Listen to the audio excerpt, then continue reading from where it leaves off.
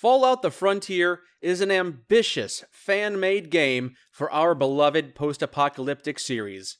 I have been playing Fallout mods for over a decade, and this is one of the biggest adventures I have ever seen. Now that it's a year after its release and some of the fervor has died down, I'd like to present to you a thorough analysis of this experience. The good, the bad, and everything in between. I want to talk not just about the things that the Frontier does wrong, but what it does right. Because while sometimes this mod is hilariously awful, other times, this fan-made project does a better job at being a Fallout RPG than anything released in the last decade. I want to make it clear that this video will be discussing the content of the mod itself. I will not be talking about the development of the mod, because at the end of the day, the final product is the final product. It doesn't matter if something was designed poorly intentionally, or if it was designed poorly by mistake. I also do not intend to talk about any of the behind-the-scenes drama, or any of the developers themselves. I want to keep the discussion focused on the actual content of the mod, not based on what one or two members of the team said or did at one point that may not have reflected the project as a whole. But I will acknowledge that some things done by the team and said by the team did color a lot of people's initial first impression. I will also largely not be talking about the controversial material that accompanied the initial release of this game. When it first came out, this mod included a lot of things that many people found unseemly, inappropriate, gross. There were many complaints, some of which were completely valid, such as being able to, apparently, enslave a young woman with very sexually suggestive dialogue. Whatever the intentions were there, it didn't go over very well. But this interaction, and many others like it, were removed in subsequent hot patches, and they are no longer included in the game if you download it today. I feel like the rest of the mod was largely overshadowed by these controversies, and I think that they've been talked about enough, whereas the actual content of the mod doesn't get the attention I feel it should. And before I start talking about the mod in great detail, I should also admit any of my personal biases. Because I have been accused of having a personal bias. After all, I was included as a possible merchant in the game. That's right, you could find me in the game and buy guns from me. But I want to dispel this rumor. I don't look favorably on this mod simply because I was included as an Easter egg in the game itself. What I do have is a personal bias as someone who loves playing Fallout mods. I love seeing these projects like this. And as somebody who has spent so much of their time playing these games publicly, playing these mods publicly, my perspective is unique and not necessarily shared among everyone else. Many years ago, when we first started playing Fallout mods on this channel, we were pretty harsh. But in the years since, it's not uncommon for the mod authors to contact us and thank us personally for playing their mod. Some of them go on to say that their love for modding has even been somewhat rekindled by seeing other people enjoy it so publicly. That's happened on more than one occasion.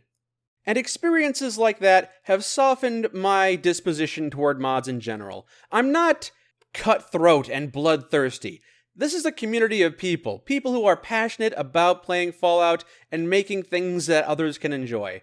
And I love that, and I want to encourage that. So I am personally much more likely to be forgiving of things than others will. I will try to set that aside for the sake of objectivity, and if something is bad, I will try to be objective and tell you that it's bad. But I love Fallout, and I love Fallout mods. From the good to the laughably bad, I love these projects. And I find it a little painful that the good parts of the Frontier are so overwhelmingly overshadowed by some of the bad things that are shown up front. And with that all out of the way, let's finally talk about Fallout: The Frontier. Man, I lost my rifle again? Gray is going to be so mad. The premise of The Frontier is that a large group of NCR soldiers defected from the NCR. They didn't want to be part of the NCR's war against the Legion. A general said that this would just be a bloodbath. I don't want to throw waves and waves of my men at the impenetrable wall that is the Legion. and took all of these soldiers that would follow him and went north. I'm leaving this republic. Let them fight their own battles. But they'll hunt you down for desertion. That's why I need to go somewhere far. Far enough that the NCR wouldn't risk coming after me. What about the rest of the men? Are you going to take them along with you? They can come if they so choose. And what did they find when they went north? They found more legion! Yes, Caesar, in his infinite wisdom, was not just launching an attack on the dam from the east. It is a pincer attack coming from the north as well. He is going to squeeze Vegas from north and east at the same time. And these NCR soldiers who fled north, so eager not to fight the Legion, are now stuck in a bit of a stalemate, trying not to let the Legion go south. The location of this stalemate is Portland, Oregon, also known as the Frontier. The Legion want to move south, the NCR don't want to let them, and instead want to defeat them. This spontaneous conflict is not exactly going over well with the locals. They weren't anticipating having these two large armies suddenly fighting in their backyard. And these large armies didn't expect to be fighting in their backyard, and now have to scramble for resources and supplies, and it's just a bit of a mess. And to make matters slightly worse, there's also a defected group of Brotherhood soldiers, a bit more religious, a bit more fanatical. They call themselves the Crusaders. They seem to be interested in making sure that no one repeats the mistakes of the past. And that usually entails destroying the NCR and the Legion and letting the locals have a better way of life. And that's the conflict in a nutshell. The NCR Exiles want to defeat the Northern Legion. The Northern Legion want to defeat the NCR Exiles. The Crusaders want to defeat them both. And the locals just want to be left alone. The way you get to the Frontier is by talking to an NCR Exiles recruiter, not too far away from the Hoover Dam. You talk to him, promise to help the NCR Exiles in their conflict with the Legion, and then take a nice long truck ride to Portland, Oregon, where an NCR soldier will tell you, don't leave base without permission, and you can immediately just walk off base and go anywhere. From this point on, there's no mandatory mission. You can go and do whatever you want for whoever you want. You can stay within the walls and take on quests for the NCR. You can go out and join the Crusaders in their war against the NCR and Legion. If you do an additional mission for the NCR, you will find the Northern Legion, and you have the ability to join them and completely backstab the NCR Exiles. Or you can just check out some of the local cities, check out the bar, talk to the locals, see what problems they have, and see if you can resolve some of the issues that they have. So there you go. You've got 3 main campaigns, the Legion, the NCR, and the Crusaders, and a bunch of side quests. And I mean a lot of side quests. But the first thing you will notice when you arrive in the Frontier is the weather. It's distinctly different from the dirt brown of the Mojave. Everything is a shade of gray and white. It may very well be snowing when you arrive. It's not a very hospitable environment.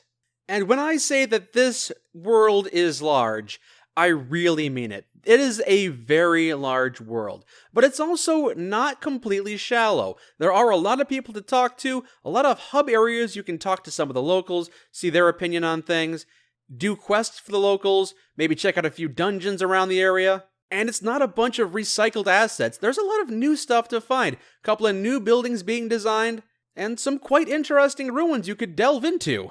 If you explore enough, or if you talk to some of the locals, you might find yourself in possession of a vehicle. Yes, Fallout the Frontier has vehicles you can drive, and I'm not sure they're exactly lore-friendly. They do run on fuel, but I can tell you that they can be quite fun.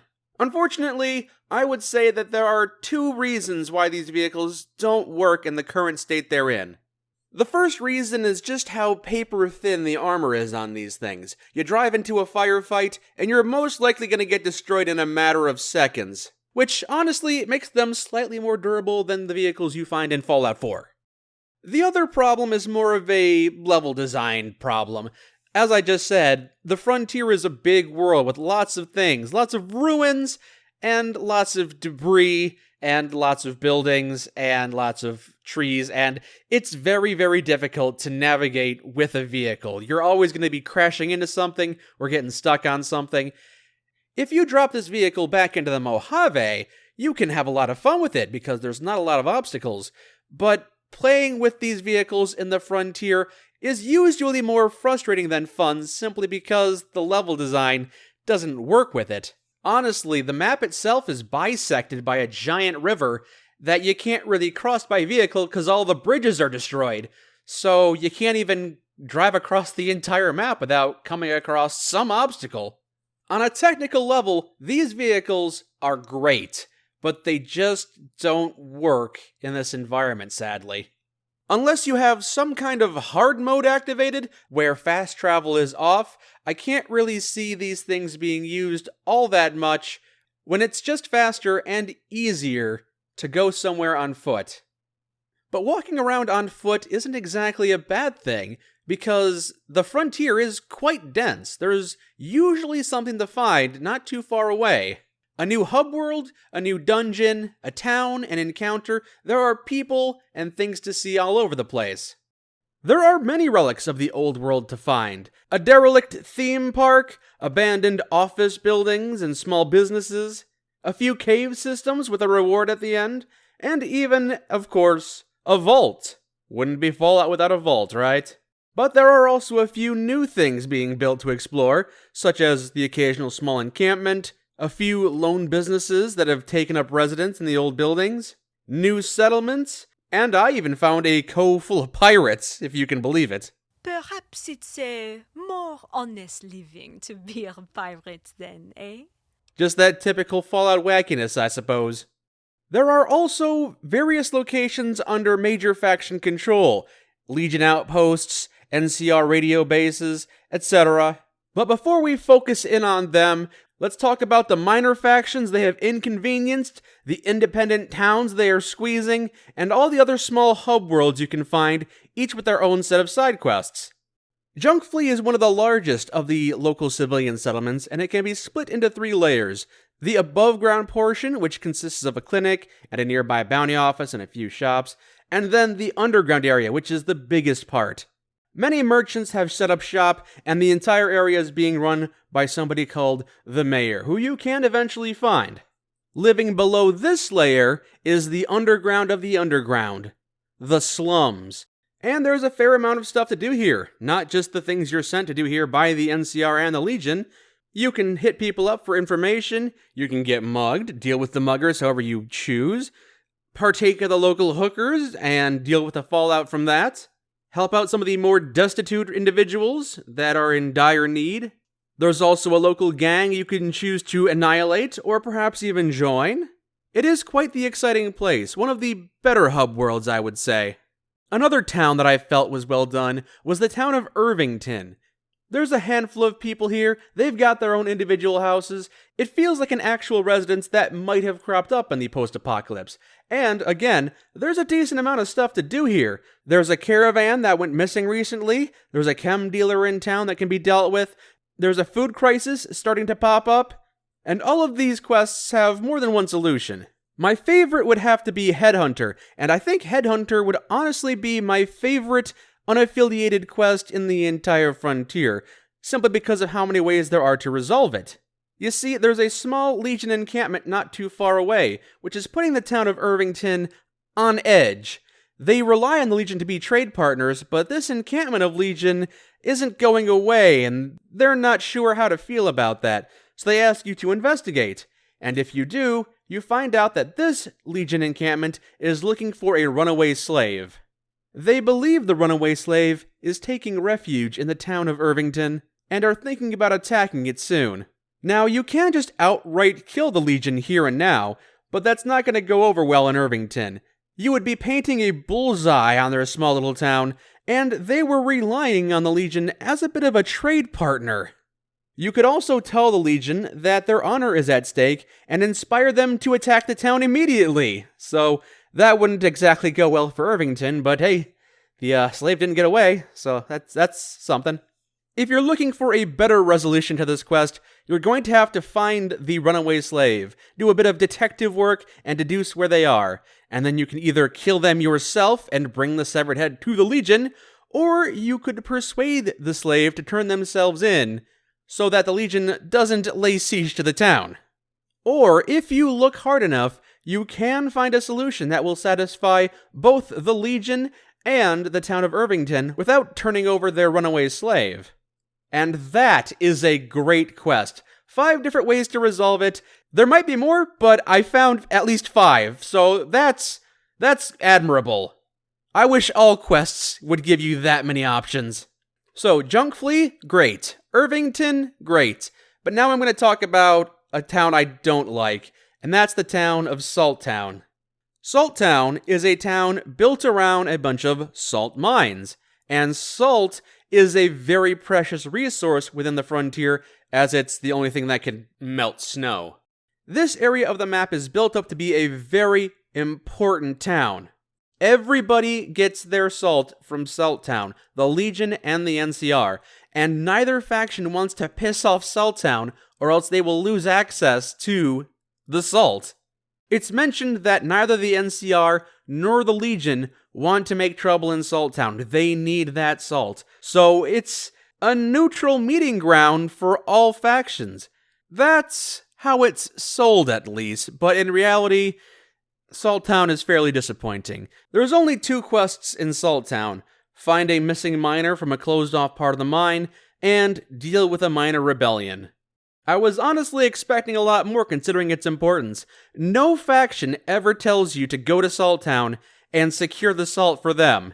There are no quests at all by the NCR or Legion or Crusaders that deal with Salt Town. And considering how important Salt Town apparently is supposed to be, it's a little confusing why no one seems to care. And while you're dealing with the Miners' Rebellion, there is an option to completely blow up the mine, and if you do this, I don't think it has any effect on the rest of the game. And it doesn't feel like an actual community or a town. There are very few residences, a handful of miners. I think there were more guards than civilians there. Which, again, either of the major armies would probably want to add them to their ranks. In the Legion questline, they will have you go to a ghoul church and recruit a community of 20 civilian ghouls to their cause. That was apparently important enough for the Legion, but this vital resource, Salt Town, with all these guards, they just don't seem to care about it. As I mentioned, there are only 2 real quests in Salt Town. One is a simple rescue mission for a missing miner, and the other one is dealing with a miner rebellion. If you put down these rebelling miners, then not much changes.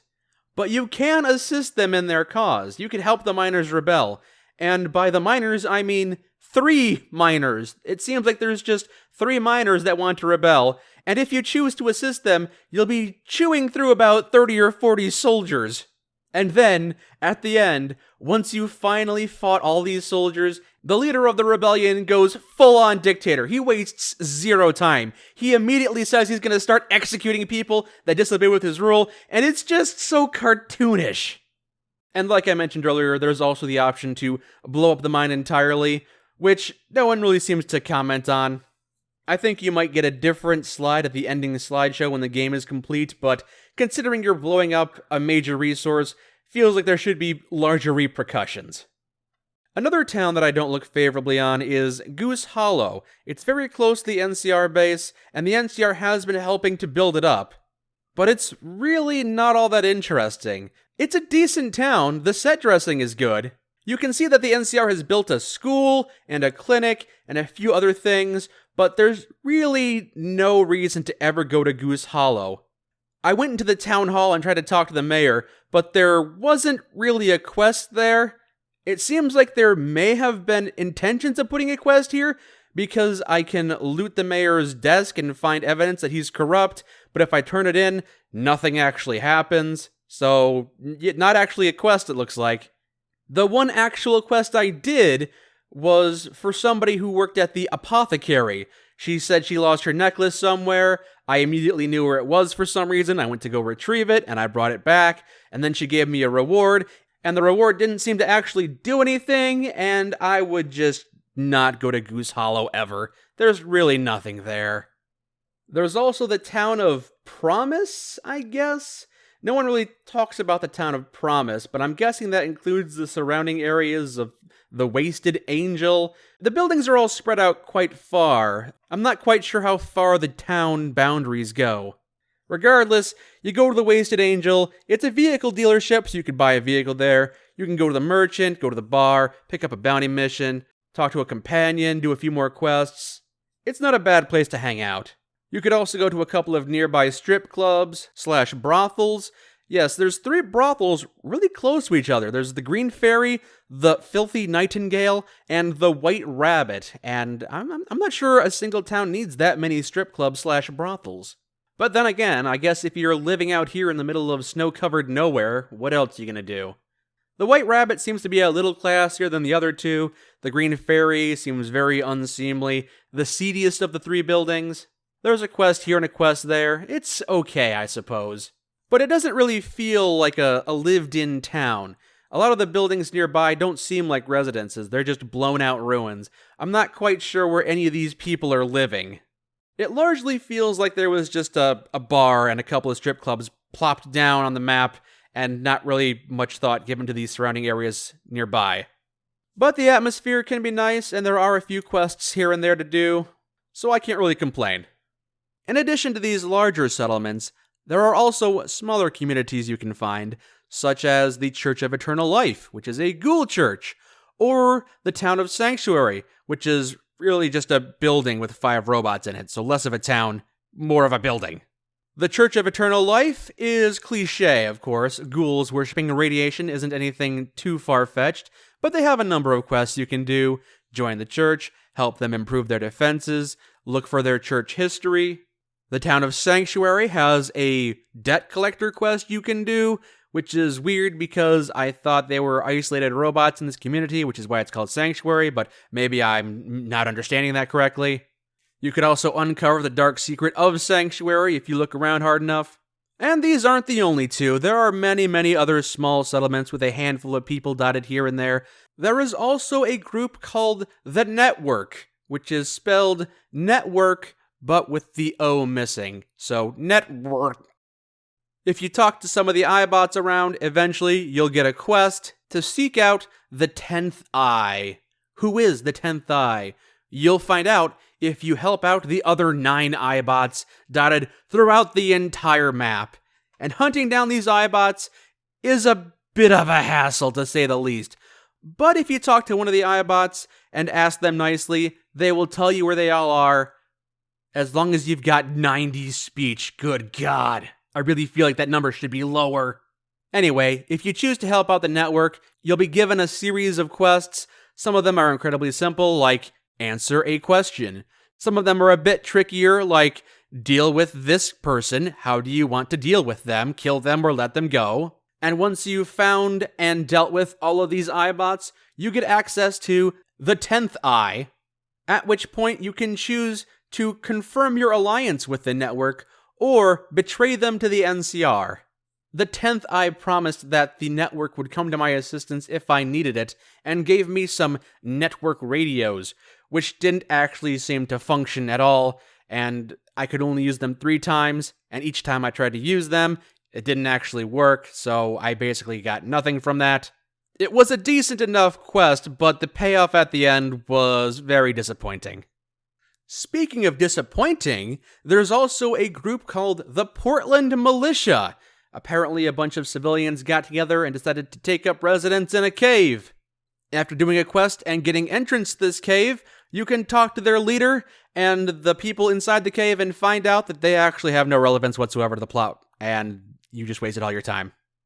I'm serious, these guys don't do anything. You go there, you talk to them, they say that they're waiting for the factions to annihilate each other, they're biding their time, but you can't actually do any quests for them. They don't really have much to say or do. They're just kind of there. None of the major factions have taken notice of them. They don't seem to be relevant to the story in any meaningful way. or even a less than meaningful way. They're just there. Almost as if they were placed in the world, but then forgotten about immediately. There's just nothing you can do. There are named NPCs, they've got voice acting, decent voice acting, good voice acting, but there's no reason to ever go here. In a similar vein, you can also stumble across a community of escaped slaves, an all-female group of slaves called the Runaways. You can find their bunker, walk right in, and immediately gain their trust. And let me tell you, my Legion character was licking his lips and rubbing his hands. Oh, what a juicy score. And again, there's nothing you can do here. They ask you to find one of their missing informants, and then you do that, and that is the entirety of the Runaways. Again, such wasted potential. This small community of people could have been interesting. They could have been used by the Legion or the NCR or the Crusaders in some way, but it feels like they were just dropped down and then forgotten about. The Runaways exist because why not? Don't bother finding them. There's nothing to do there. And that is the minor factions and hub worlds in a nutshell. Some of them are quite good. Some of them are okay, but there are a significant amount that feel like wasted potential. Salt Town, the Runaways, they really needed a bit more development, because right now, they stand out like a sore thumb. Regardless, I don't have any other work for you now. Now, these minor factions and large communities and small communities, they've all got their quests. There's a lot of quests to find here, and I would say the majority of them are fairly simple. They have one ending, maybe two at most. You might get a skill check here and there, but it's usually very straightforward. The quests themselves aren't terribly difficult or nuanced. You do quests for them, you get experience, you get loot, and then you move on. Some of these quests, despite their simplicity, also help to flesh out the world a bit more, such as Horror at Frostlion Resort, which is not just a cool place to explore, but also shows you some of the history of slavery in the local region. Or Lost Treasure, which is a quest that has you looking for an underground treasure that, coincidentally, is tied into the NCR main quest later on. It gives you a little bit more insight into something that you may eventually find when you're playing as the NCR. And some of these quests do go on to have ramifications for the end of the game, such as Jungle Fever. However you resolve that changes the fate of the town of Irvington. Or Paranoid Android. That quest decides the fate of Sanctuary. Or Guardian's Inferno. Again, deciding the fate of a faction, the Church of Eternal Life.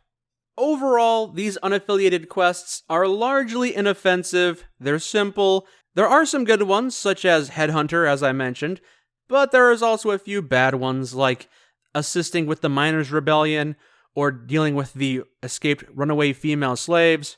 I was also not terribly impressed with the final quest at the Breach Outreach radio station. After doing all of the quests, you are asked to do an interview with Bob Frost. And the interview is just 2 questions. It's not significant. There's no way to actually influence the interview in any significant way. I would have better liked to be able to talk to the man himself, maybe even having the option of shooting him and killing him, taking the entire radio station off the air so that everyone had to listen to NCR propaganda. That would have been a nice option. Or if I could have convinced him to perhaps be more lenient to a certain faction, or be more vicious, or affect his perception of the world so that his radio station says things that are agreeable to me. But unfortunately, at the end, it was just a fairly weak interview. One final side quest I'd like to mention is one that was included in the initial release, but has since been removed because of its association with an underground community of lizard monsters that some people took issue with. As this qualifies as deleted content, I normally wouldn't be talking about it, but I felt that it was a good example of quest design, and I wanted to give it the respect it deserves. The goal of this quest is to sabotage a trade deal that Salt Town is forging with the lizard people, and there are many ways to do this. You can kill the emissary that was sent by Salt Town, or you can provoke the lizard people into doing it for you. You can also meet with the Lizard Queen and convince her that the deal is not in her best interests. Or you can just outright kill her. Can't complete a trade deal with someone who's dead. You can even stage a coup and overthrow the Lizard Queen, as her replacement hates humans and will automatically terminate the arrangement. I always look favorably on any quest that gives you that many ways to resolve it. And I think that's it. That is my large overview for all these unaffiliated quests and communities. So now we can start talking about the major factions. But first, let's talk about the companions, because there are actually quite a few companions you can find in this world to help you in your journey. The first one I'll talk about is a woman named Jolene. Nice to see another face that isn't trying to rip my guts out. They must have bought stock in ghouls when they built this place. You meet her during a quest, you find out she's an NCR-aligned solo field operative, a bit of a spy for the NCR. She's a pretty standard companion, honestly. She's well-voiced, and she's got some fun dialogue, but she doesn't seem to have a personal quest or any real useful insight. I would describe her as being on par with a Fallout 3 companion. Sometimes she's fun to have, and she might have some funny voice lines here and there, and she can assist you with combat, but she doesn't add a whole lot to the world as a whole. By no means would I say that she's a bad companion. She can be a bit of fun, but unfortunately she lacks the depth and nuance that you might expect from a companion in the Fallout series. Well, and here I am, back to Spec Ops. But this time, I'm doing it for what feels like family, instead of some armchair commandos. Donovan. What are you looking at? This is your typical grizzled, retired, veteran mercenary, which is a bit of a cliche, and if you talk to him you find out, yeah, he's got a bit of a cliche backstory, but he is, again, well-written, and he's got a great voice. I tried, I tried real hard to leave it all behind me, pretend it never happened. But if you got a shred of decency in you, all the shitty things you do are bound to come back to haunt you, sooner or later. And, even better, he's got a great personal quest. Again, a little predictable, but very well executed. In fact, his personal quest was so well written that, at the end, my partner and I had different opinions on what the best solution to it was. Yes, his personal quest has more than one solution, which is pretty damn good. Wrench and Bolt. 2,000 caps up front. That's the base price. If you're Legion, it's 4,000. A mercenary for hire, and her dog. Her backstory is heavily tied into the main plot of the game, the backstory of the game. The more you talk to her, the more you learn about the world before you arrived. It's honestly very well done. You hear about her struggles as she tried to settle disagreements between different groups of people, and you're heavily invested into her success, but while you're listening to her, you're also learning about the world. And that's probably the most seamless way to learn about the world without being given a big exposition dump by somebody you don't care about. You also find out that she's not just wearing Enclave armor, a bit of a spoiler alert, but she also was with the Enclave. The Enclave has long been seen as a completely villainous faction in the Fallout series. Fallout New Vegas showed some of them in a bit of a sympathetic light, but Wrench is on a whole nother level. The way she talks about the Enclave lets you see from their point of view and almost makes you want to root for the Enclave. Like the last two companions I've mentioned, she is very well voiced. She has a very appropriate voice actor, she has very well written dialogue, and she's very fun. She's got a lot of very fun lines. I seem to remember asking you something along the lines of, "Are you Legion?" and you said no. And yet, here we are in the middle of Ostia, surrounded by Legion. So, guess what, you lying asshole? The price just went up to 8,000. Pay up. If I had to pick two negative things to say about Wrench, the first would have to be how repetitive her combat barks are. Danger close! Danger close! Danger close! Danger close! Danger close! Danger close! The other problem is locating where she is so that you can recruit her. It doesn't surprise me that not a lot of people know about Wrench, because the mercenary headquarters isn't exactly located in a hub world. It's just in a couple of ruins off the beaten path, and you would be forgiven for completely overlooking it. But if you do stumble across her, I would say she is well worth the recruitment fee. She is perhaps my favorite companion in the entire frontier. Lot. Hey there. You might find this guy sitting by a campfire. If you talk to him, he'll give you a quest and join you, and you can resolve that quest one of two ways. You can talk to him, learn his backstory, learn what his deal is. You learn that he used to be a slaver. Ooh, that's a bit of a twist. And you learn about his opinions on slavery. And again, as you talk to him, you learn about the history of slavery in Portland, Oregon. You're not just learning about him, you're learning about the world. And that is a really seamless way of learning about the world. Unfortunately, from that point on, he doesn't really have anything interesting to say. So, are you just gonna stare at me, or...? Again, he is on par with a Fallout 3 companion in that he does have some fun voice lines, he serves you in combat, got some fun barks, but he doesn't have a personal quest beside his recruitment quest, and he doesn't have much to say on the world after that, and honestly, there are better companions to find. The Hanged Man. I really don't like mute characters. I don't like having to turn on subtitles to communicate with somebody who doesn't want to talk to me.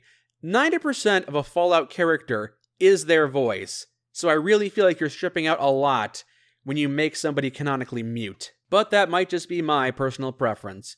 If you find him in the world, you can talk to him, do a very simple recruitment quest, and then he will join you, sniping your enemies and killing everyone in your way. His archetype is that of a merciful vigilante. You can learn about his history, learn about his tragic past within the NCR. But again, he is mute, and personally it's difficult for me to overlook that. He does have a personal quest though, so that's a point in his favor. It's a bit convoluted to activate it, but once you do it, you get an additional perk and a bit more insight into his history. Much like Lot, his backstory is somewhat tied into the history of the region. You talk to him, you learn about some of the mistakes the NCR made when they first arrived, but sadly, much like Lot, I would say he's one of the lower-ranking members of the companion team. Scraps. Man, I feel like scrap. Which makes sense, considering that I was a scrap heap a few minutes ago. Simply put, he is a robot that serves the Legion. He's got a very casual demeanor, something you wouldn't expect from a robot, but he is still quite subservient, ready and willing to help the Legion destroy their enemies. Like the previous companions I mentioned, Scraps gives you a lot of insight into the region before you arrived. He's also a great reflection on the current conflict that the Legion is undergoing, although I'll talk more about that when I get to talking about the Legion as a whole. If you're doing the Legion campaign in this game, bringing Scraps along really adds to the experience. He's got a really great personal quest, one that has multiple outcomes depending on the choices you allow him to make, and he's got a lot of fun comments on the locations that you visit. A lot of quips, a lot of things to say about the world as you're exploring it.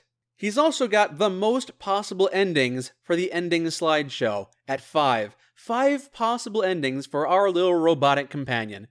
I do feel like he's one of the better companions to recruit, and you get to choose his name as well.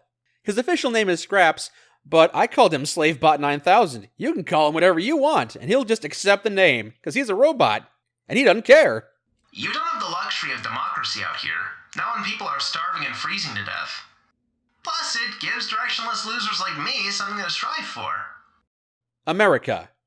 You could say I started being a Sopher, but it was boring science crap, so now I'm just kinda here, trying to find my path. Much like Scraps is the Legion campaign companion, America is the Crusader campaign companion. If you choose to side with the Crusaders, you will find America.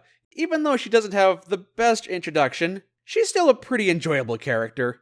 She's sympathetic, well-voiced, and honestly one of the most likable members of the Crusaders. Again, I'll talk about the Crusaders when I get to talking about the Crusaders, but most of the Crusaders are rough.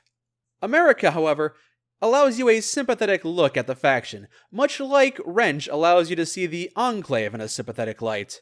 The more you talk to America, the more you learn about the Crusaders, and the more you learn about the people in the Crusaders, and why she feels so strongly about their crusade.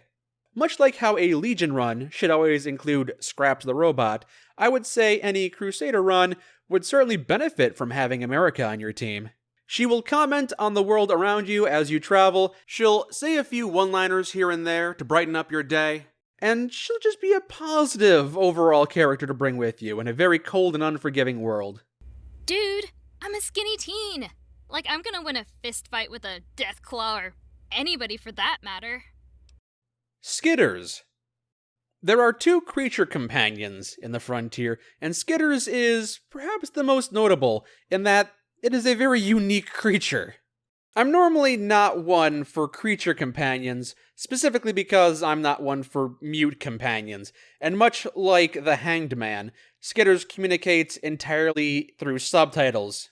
She's not a bad companion by any means. You find her somewhere, and she'll join you almost immediately. She does have a companion quest, but it's not particularly engaging. It's mostly a game of follow the notes from point A to point B. But she can be a lot of fun. Seeing her scurry across the battlefield to attack enemies can evoke a bit of laughter. But at the end of the day, it's still a spider. An adorable spider with a backpack that can kill your enemies at your request, but one that won't really give you insight into the world or make funny quips as you complete your quests. Nevertheless, there is a bit of novelty in having a giant spider following you through the wasteland.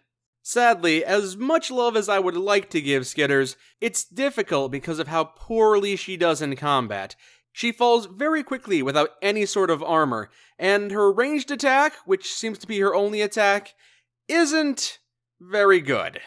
I would not be relying on Skitters to take out your enemies. She's good at distracting them for a few seconds before she gets knocked out. You can count on her for some kind of supporting fire, but a weapon of mass destruction, Skitters is not. There's also a small robot you can find in the world named LAPN, a Lappin, Lappy, whatever you want to call him. You equip him, you deploy him, and then he scurries around shooting your enemies. Doesn't have anything to say, doesn't have a backstory, doesn't have a personal quest, it's just a deployable robot. A laser gun with legs. And you know how I said Skitters is not a weapon of mass destruction? Lappin definitely is! It might seem like a good idea to have Lappin with you at all times, but if you're in a close quarters area, a tight hallway, or a small room, maybe don't deploy it. And now that we've talked about all of the minor communities and the companions, let's start talking main campaigns. There's 3 main campaigns, and each have their own accompanying side quests. The Legion, the Crusaders, and the NCR Exiles. Let's start with the Legion first, specifically the Northern Legion. That distinction is important because this is not your grandfather's Legion. The Northern Legion is a branch of Caesar's Legion led by Legate Valerius, comprised less of seasoned veterans and more of native tribes and locals. As such, even though they are still brutal and focused on dominating their lessers, this version of the Legion is less professional and strict. Their main base in the frontier is Ostia, an old-world museum of medieval weapons and armor, which explains where they get a large amount of their gear. They also have control of a few outposts nearby, such as the City Liner HQ and New Buckman Stadium. I'm not entirely sure what kind of supply lines this faction has, or where they get their food from to maintain such a large army. They do have control of a mostly empty Savo Mart, and a few people mention that they trade with, / extort, local settlements, but it doesn't seem like enough, especially considering that most of the settlements barely seem to have any food for themselves. You can find a lot of food items in the world, but I'm not entirely sure where they come from. This might seem like a simple thing, but explaining how a location sustains itself is important with world building, and a lack of discernible food sources was a notable criticism some people had with Fallout 3. It seems to be a problem here as well, not just for the Northern Legion, but also for the Crusaders, the NCR Exiles, Goose Hollow, Junk Flea, and more. Some places have a small underground farm with a few heat lamps, some have the occasional Brahmin or two, but most have next to nothing. Anyway, that's not a Legion-specific criticism, but I did want to point that out before I forgot. Anyway, back to the Legion. The way you join them is by doing a mission for the NCR, counterintuitive as that may be. You arrive on the frontier in disguise as an NCR soldier, and you do a mission for the NCR, but then you get captured and brought before Legate Valerius. If your existing Legion reputation is high enough, you can convince him that you're on his side. This locks you out of the NCR main quest line, but it's also the only time you'll be able to join the Legion. If you fail this conversation, you're stuck with either the NCR or the Crusaders. But if you succeed, you'll be sent to the dungeons of Ostia to perform an initiation ritual to be inducted into the Northern Legion. Your first task is to survive a beatdown by a few toughened legionaries. This fight is made easier if you pass a barter check, or if you have high unarmed skill, or you can grab a nearby weapon to fight back. There's even special dialogue if you kill your attackers, which is a nice touch. The second task is to kill an injured NCR soldier to prove your loyalty. And there's no way around this one. Either you kill him quickly and mercifully, or you make him cry and beg. Either way, he's gonna die. The third and final task of this initiation is to kill the 2 other initiates. Some other inductees that are looking to join the Legion, you have to kill them. Now, you can pass a speech check, but that just results in their collars being detonated. There's no way to save them, which honestly seems like a missed opportunity. I would have liked a few more options here, such as being forced to choose which one I wanted to spare, or if killing the aforementioned legionaries was proof enough, and then I could spare these 2. But as it currently stands, these 2 initiates die regardless of your actions, and you are allowed into the Legion. You've passed all of our tests. Congratulations, Courier. You are now officially a part of the Legion. The ultimate goal of the Legion quest line is to destroy the NCR Exiles and clear the route to the south. As such, the focus of the main quests is to secure allies to aid your war effort. If a settlement or group refuses to join, or seems like they might be a threat or more trouble than they're worth, you can destroy them instead. It's very similar to how things play out in the second act of Fallout New Vegas, with all the main factions asking you to deal with the Boomers, the local casinos, and the Brotherhood of Steel. This time, the Northern Legion needs you to deal with the town of Junkflea, the Crusaders of Steel, and the Church of Eternal Life. Now, the mission to Junkflea is probably the most time-intensive, because, as I mentioned earlier, it's a fairly bustling settlement. Finding and convincing the mayor of Junkflea to ally with the Northern Legion is made more difficult by the fact that nobody really knows who the mayor is, as most of the mayor's commands are relayed through their subordinates. This forces you to play detective, digging deep into conversation trees to find the information you need. And there isn't just one way to find out this information.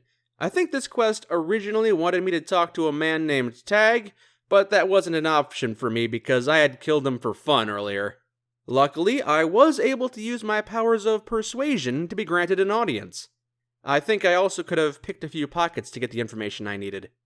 Anyway, once you've located the mayor, you can persuade them into an alliance with a few skill or reputation checks. Or you can just outright kill them, and the Legion will step in to fill the power vacuum. And that's it! Overall, I'd say this is a very well done quest, and I really do appreciate the ability to approach this task from multiple angles. The only complaint I really have is that this mission always ends with Junkflea being allied with the Legion. Either the mayor agrees to join you, or you overthrow them and seize the settlement for the Legion. I would have liked a third resolution for this quest where, in the event you can't find the mayor, or don't think the town is worth allying with, or just don't feel like playing detective, you could go on a murder spree and wipe out the town completely. That would have been fun. But that's just a minor complaint. I do enjoy this mission, a mix of combat, investigation, and a couple of branching pathways to reach your solution. The other 2 groups to enlist, the Ghoul Church and the Crusaders of Steel, are a bit more straightforward. Outright murder is an option, and it's completely valid to walk right in, shoot up the place, and walk out mission complete. But a bit of elbow grease and legwork on your part will result in having a few more allies for the final confrontation. My people? My people are nothing but slaves to your whims now. The next location you are sent to is known as Prodigal Station to retrieve a powerful weapon. While there, you find the settlement of Underland, populated entirely by robots. This is another finely crafted hub world, but one you're only able to visit during the Legion campaign. There's a large amount of lore here, as well as a few fun, simple side quests. Interactions with the citizens were fairly amusing, even more so because I was bringing Slavebot 9000 along, and they shared some of their flavorful opinions. When you find the leader of Underworld and tell them your mission, they'll tell you that the weapon you're looking for is behind 3 locked doors, and only the robot Trapper Johnson knows the location of these 3 respective keys, lost somewhere in the reactor room. At this point, you can either seek out Trapper Johnson in the Prodigal Station labs, or look for the keys yourself. If you decide to skip Trapper Johnson, you'll have to wander around a very radioactive area looking for 3 hidden keys. So, put on a radiation suit, pop some Rad-X, hotkey your Radaway, and start looking. If you didn't bring any radiation supplies, or if you legitimately want to explore the labs and find Trapper Johnson, you'll need to prepare for a tough fight through the Prodigal Station labs. It's a fairly difficult combat section with lots of real tanky enemies. It drags on for quite a bit. But there is a fun twist at the end, one that can lead to Underland having a very different ending. Regardless of whether or not you find the keys on your own, or with Trapper Johnson's help, you'll find the weapon being guarded by the final boss of the area. There are some skill checks you can pass to make the fight easier, or bypass it entirely. Also, depending on your actions down in the labs and in the hub world, you might even have a few robots backing you up to make the fight easier. I really love it when a mod gives you multiple options to deal with a problem, and so far I can't help but be impressed by the Legion questline. However you deal with the boss and his robots, you retrieve the weapon, and you leave Underland. Ultimately, you have many options to deal with this weapon. You can deliver it to Valerius as requested, or you can destroy it if you think it's too powerful for any one man to have. Or you could keep it for yourself, perhaps using it in battle. Could be fun. Or you can deliver it to a third party. We'll talk about Rancor later. Again, there is a wide variety of options here, including one where I can just tell Valerius that I destroyed the weapon he sent me to get, which causes him to lash out at me and give me a permanent stat debuff. I can't say I don't deserve it. The only reason you yet draw breath is that I still have need of you. Once these minor factions have all been dealt with, there's one more group that needs your attention. The Wolf Pack. This handful of elite soldiers has taken over a Legion stronghold, and it's up to you to kill them and release the Legion leader they detained. And this is an awesome mission. In the NCR questline, you'll be teaming up with Wolfpack, and in the Legion questline, you're assassinating them. It's so good. And again, it's perfectly legal to walk right in, shoot everybody to death, and then walk out, mission complete. However, you are encouraged to treat this like an infiltration mission, and there are optional ways to deal with each soldier. You can rig a jukebox to explode, you can cause a drug overdose, you can convince another soldier to do your job for you. All right, Hotshot. You're under arrest. What are you... Is that a... spoon? Hey, don't laugh, all right? This is serious. You need to come with me. You can isolate and enslave one of the soldiers, you can lure one of them into a gas trap. Or if these guys pissed you off when you were doing the NCR questline, you can go ahead and pull the trigger yourself, let out a little bit of that frustration. When you finally get to the captured Legion leader, you can cut the security cameras and pick the lock to his handcuffs. If your lockpicking is poor, you can easily find a key to release him instead. Or if you don't like this guy, and think he failed the Legion by allowing himself to be captured, you can use a skill check to quietly dispose of him, or use a silenced weapon to take him out. Or, if you're already gunning down everybody violently, might as well gun him down too. There is an amazing amount of freedom with this quest, and I believe it to be one of the best designed and fun quests in the entire mod. It's not perfect, however. I consistently had a bug where my disguise didn't work, and the soldiers were all hostile on sight. I used a few stealth boys as needed, but it did make this mission a lot more frustrating than it should have been. There's also a train car full of explosives that you can interact with, but that doesn't actually seem to do anything, regardless of your actions. Once this mission is complete, you can return to the Legion base, at which point you will be ambushed by the final member of Wolfpack. Yes, he was apparently doing his own infiltration mission. He has now detained Legate Valerius and is now going to kill you both.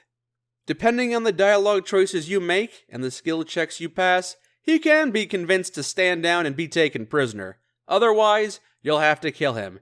And while I do appreciate having multiple ways to deal with this final member, I can't deny that this scene is quite silly.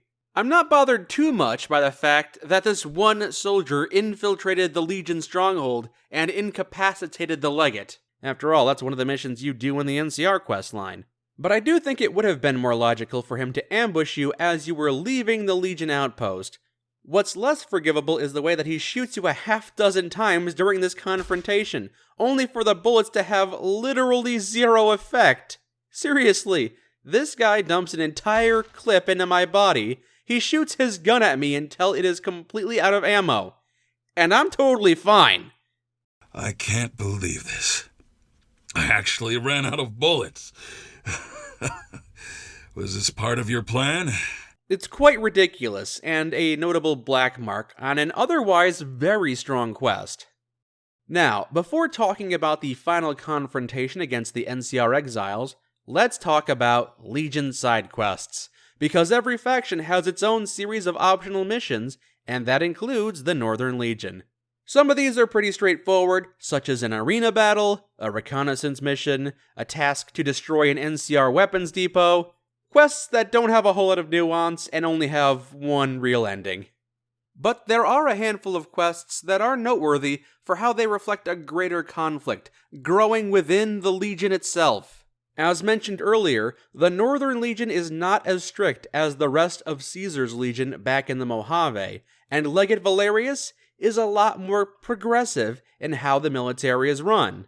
You don't hear about this when you're playing as the NCR or the Crusaders. As far as they know, the Legion is strong and cohesive. But when you're doing the Legion quest line, and you talk to Legion soldiers and do their side quests, the cracks start to become apparent. Legate Valerius doesn't just want his soldiers to use melee weapons, he wants them to use guns. He doesn't want them to fear technology. He also wants to lessen the Northern Legion's dependence on slave labor and elevate strong women into the military ranks. Understandably, this has created a rift within his army, and some legionaries are digging their heels in and disapproving of these changes, to the point of being borderline insubordinate. This rising schism is the most apparent during the side quest Spanner in the Works. A delivery of slaves is late, and you're tasked with finding out why. You head to the Legion slave outpost and inquire within, only to find out that the leader of the outpost is a woman. She explains to you how she was placed in this position of power by Valerius, and the trouble she's had with insubordination from the men under her command. After doing a few tasks for her, and if you do enough digging, you find out that her inability to deliver the slaves on time wasn't actually due to her incompetence. It was a planned part of a bigger Machiavellian scheme to stage a slave rebellion that she could suppress to earn the loyalty of her men. You have the option of keeping her secret safe, allowing her to continue her plan to elevate the status of women within the Legion at the cost of a few slaves.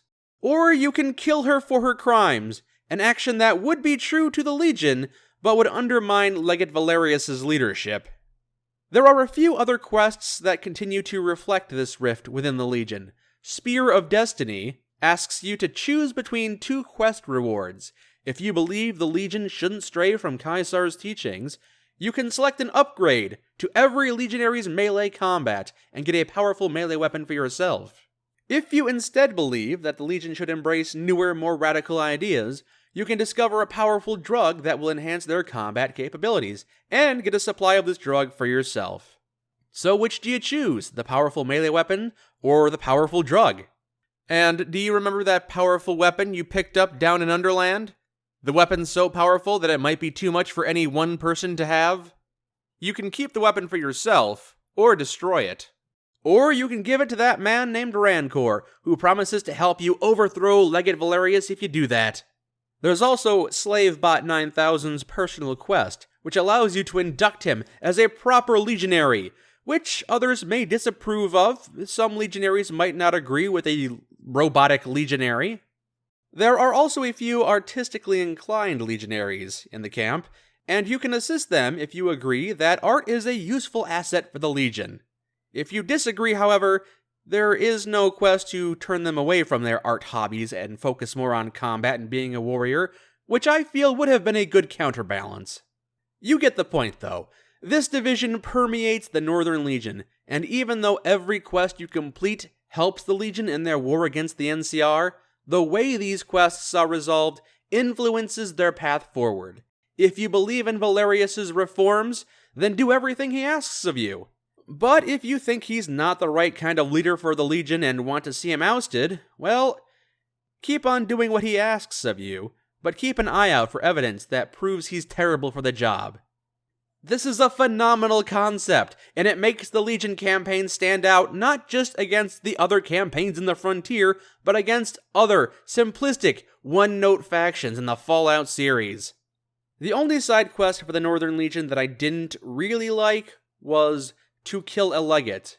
In this quest, you can ask the legate's right-hand man if he knows any of the legate's secrets, and if your reputation is good enough, he'll point you to a house guarded by some Praetorian guards. He'll give you permission to enter, even though he himself has never been allowed to enter. Apparently he can give that permission, but not to himself. Anyway, you go to the house, and the guards let you inside, and there you find a woman who vomits out all of Legate Valerius's darkest secrets. She'll tell you the backstory that Legate Valerius tells everyone is actually a lie. He and I were members of the Brotherhood. I'm his secret wife, and I married him after his brother died. And we have 2 children out of wedlock. And here's a journal with all that written down, so you can present it as evidence of his corruption at the most opportune moment. Goodness! I didn't even need to intimidate you or pass any skill checks or speech checks, and you've given me everything I need to have you and your husband killed. Put up a little bit of resistance. It's all quite silly. There's more in his journal. You can find it in his room, behind me. So now, here we are, at the cusp of the final battle. All quests are complete, you've done all the side quests you want to do, and it's time to march on the NCR Exiles. You can agree to fight alongside Legate Valerius, or turn to the crowd and rally them against his leadership. The Legate has a secret family, and I have proof, you cry. He lied about his past. As a follower of the apocalypse, he's actually not with them, you say to the crowd as they gasp. He ignored the Crusaders, a legitimate threat, you say, even though one of the missions he sent you on was to deal with the threat they posed. Okay, that one doesn't make any sense to me. He had me kill 2 initiates for no reason, you say, not having any proof. Honestly, it would be nice if Longinus chimed in here and backed me up. That legionary told me earlier in conversation how much my killing of the initiates bothered him. It would be nice if he said something. In fact, it would be nice if anybody said anything here. Every time I say one of these grand revelations, I get no reaction. Just a message that says, the crowd is shocked by your allegations.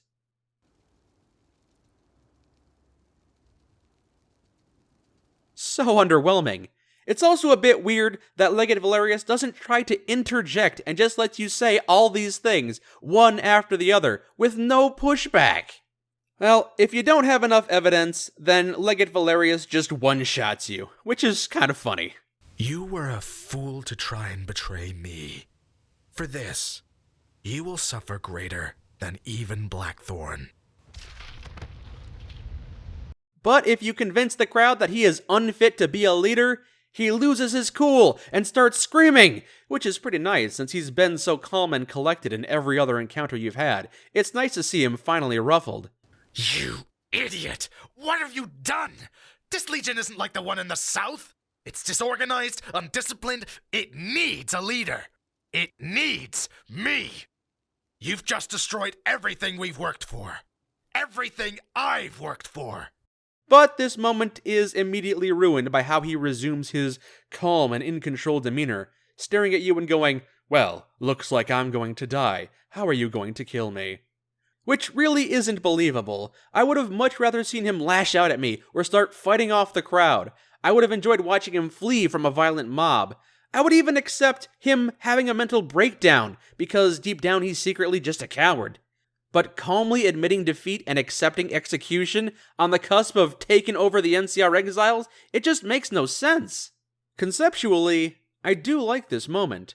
Rallying the crowd into revolt against a legate I might not approve of sounds really exciting, but I find the execution fairly underwhelming. Regardless of which side you choose, it's time for the final battle against the NCR Exiles. Rally the armies of the factions you've recruited and assault their headquarters. Oh my god, the frame rates! Okay. Oof. This is a fairly large battle. Having 6 or 7 different groups firing at each other is fairly intense on my hardware. I'm not even sure why that Scav faction is here. Are they supposed to be the citizens of Junkfleet coming to our aid? Because they're hostile and shooting at me!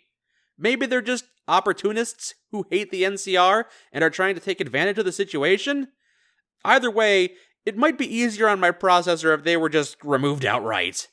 Anyway, the longer the fighting goes on, the more soldiers die, and my computer starts recovering some frames.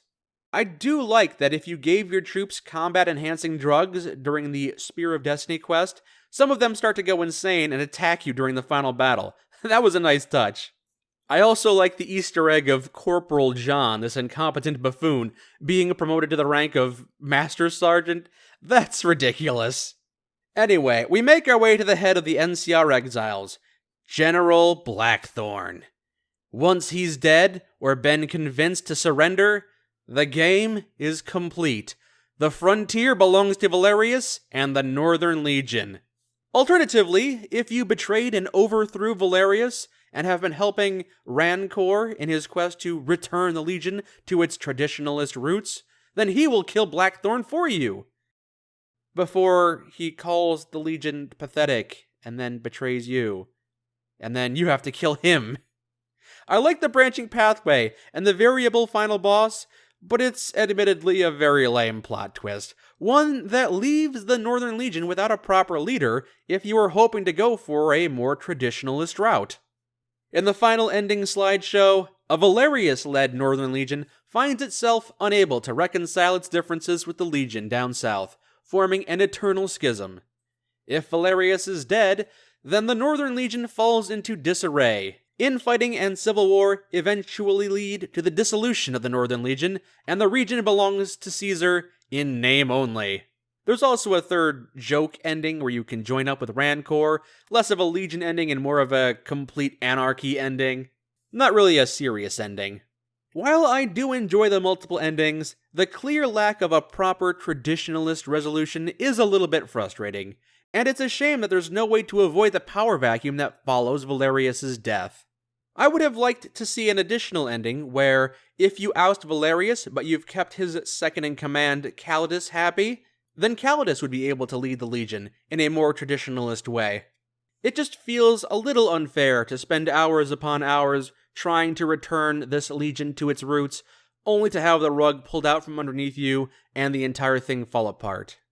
And that is my overview on the Northern Legion. My final thoughts are overwhelmingly positive. While some of the quests are a little underdeveloped and some of the story beats fall flat, I had a lot of fun during this experience. I found myself bouncing back and forth between embracing the newer, more progressive Legion and reverting them back to a more traditionalist way of thinking. Sometimes I felt like the more progressive Legion was the correct option, only to find a person or a quest that made me rethink my stance. I would have liked a few more quests that showcased the different ways that the reforms were hurting or helping the war effort. That would have fleshed out the narrative even more. But as it stands, this is some of the best Legion content the community has ever received. I'm always on the lookout for Legion content, so I'm really happy that I was able to play the Legion campaign. The day is ours. The North is secure. NCR has nowhere to run when the Butcher moves west. This is a complete and utter victory. Now that we've gone over the Legion campaign, let's talk about the NCR Exiles. Actually, no, let's save them for last, and instead take some time to learn about the Crusaders, the third wildcard faction that exists in the frontier as an offshoot of the Brotherhood of Steel. Their goal is to liberate the world of wasteland tyrants, which they consider the NCR Exiles and Northern Legion to be. Their leader, the Domina, was at the Battle of Helios I back in the Mojave, and not only witnessed the fall of the Brotherhood, but also watched as the NCR committed heinous crimes against its own soldiers. She was also at the town of New Canaan, where she bore witness to the devastation caused by the Legion and the Whitelegs. Given all this, it's understandable why she wouldn't much care for either faction. Joining the Crusaders is relatively easy. Upon locating their base, you must do two things. The first is to endure a tedious exposition dump by the lead guard, basically a 3-minute monologue with no input from the player. You just stand there while he recites the entire backstory of his organization at you. A better way to do this moment would have been to have the guard give you a quick overview and allow the player to ask about specific aspects that they were curious about. But instead, it's just a continuous vomit of words. And sadly, this is a recurring problem with the Crusader faction as a whole. There are numerous times where characters needlessly spew plot at you with no real way to affect the conversation. Some of them are optional, but others like this one are mandatory. After listening to everything this guard has to say, or after mashing the skip button to shut him up, he'll send you on a fetch quest to retrieve a historical religious text from a nearby library. Go to the library, bring the book back, and you get entry to the Crusaders' main headquarters, which is basically the only Crusader-controlled location in the frontier, aside from a single encampment and listening post. I think the Crusaders' Tower might be my least liked main faction headquarters because of how many loading screens you have to go through. Every time you return to hand in a quest, you have to go through the main gate, loading screen. Over to the stairs, loading screen. Up a few flights of stairs and through a door, loading screen. Talk to the quest giver, and then go all the way back down. That means 6 loading screens every time you come here. Usually more, as all the members are on different floors. That is a lot of time watching the loading screen and looking at this revolver shoot you in the head over and over again. Why is this the Frontier's loading icon anyway? At no point do you get shot in the head with a revolver while you're here. It didn't bother me too much at first, but considering how many times I have to look at this thing, it's starting to piss me off. There is a minor quest you can complete to have the elevator fixed quickly, or you can wait until you get further along in the main story, at which point one of the engineers will fix it for you. But until then, this is just one more constant annoyance you have to endure. Regardless, after entering the tower for the first time, you're instructed to follow this guy, as he leads you to the leader of their group. Another complaint I have about the Crusaders is how many times you have to slow walk behind somebody as they lead you to a destination. If you get too far ahead of them, they'll stop in their tracks, so you have to babysit them in order to ensure they'll get where they're supposed to go. This happens at least 4 times, and it's boring every time. Anyway, you follow the man for a bit, and he introduces you to the other main members of the faction, including their leader, the Domina. The majority of the Crusaders' quests will come from these 4 people. After getting a brief taste of their respective personalities, you kneel before the Domina and are officially inducted as a member of the team. One small thing to note here is that I brought the companion Wrench with me to the Crusaders, and she absolutely hates that. She warns me that if I continue to work with the Crusaders, she will leave, because she absolutely cannot stand them. She has a bit of a long-standing personal grudge against them. I mean, she says she's not going to work with me, but I dragged her around doing nothing but Crusader-aligned quests for the next 4 hours. She does eventually put her foot down, but I feel like she should have caught on sooner. She basically helped me complete every side quest and the majority of the main quest before she gets fed up and leaves. But anyway, back to the Domina.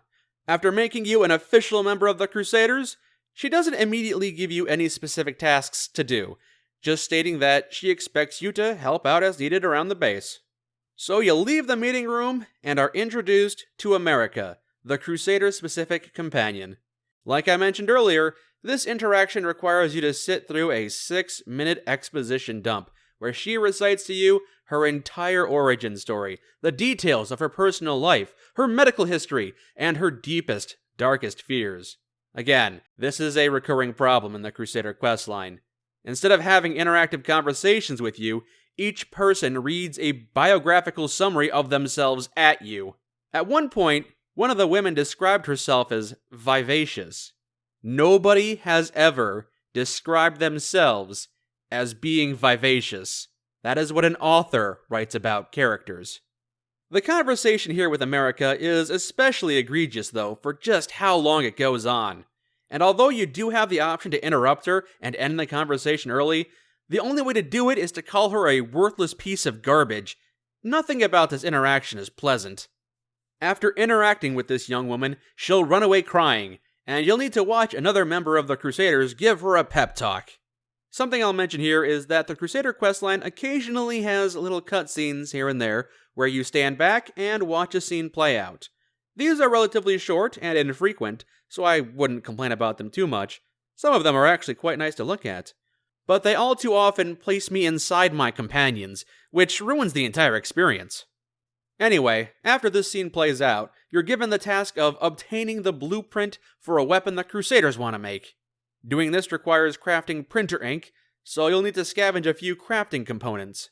One of the ingredients you need for this recipe is lead pencils, and the area you are sent to does have a lot of pencils, but most of them are static objects that you can't interact with. That's kind of annoying. This quest is relatively inoffensive, though, so return to the Crusaders and turn it in. The next step of the campaign won't start for a few hours, so now's a good time to talk about the Crusaders' side quests. Most of these quests are straightforward, with only one resolution. Clear a location of bad guys, retrieve a bunch of items, locate some missing people, the usual. There are a few skill checks dotted around, such as in the quest to establish a supply line of food. The shopkeeper asks you to run an errand for him, but you can just bully him into submission. And even if the quests themselves aren't that interesting, bringing America along can elicit some fun comments. I know he's a little strange and all, but did you have to be so mean to him?